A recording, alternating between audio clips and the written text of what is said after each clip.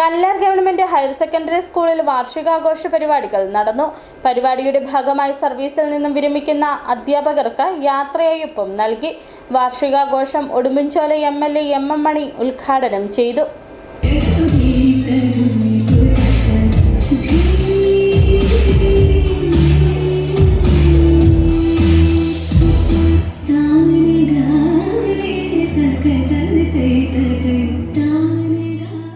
സ്വാഗതരംഗ അവതരണത്തോടുകൂടിയാണ് പരിപാടികൾക്ക് തുടക്കമായത്. PTA president Ramesh കൃഷ്ണന്റെ അധ്യക്ഷതയിൽ ചേർന്ന യോഗം ഉടുമ്പൻചോല MLA MM മണി ഉദ്ഘാടനം ചെയ്തു.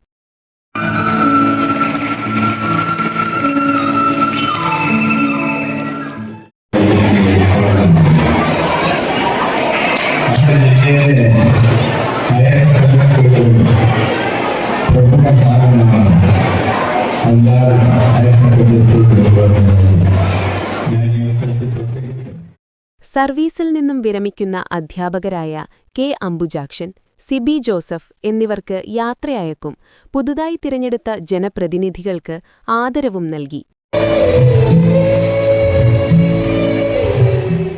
തുടർന്ന് കുട്ടികളുടെ വിവിധ കലാപരിപാടികളും നടന്നു.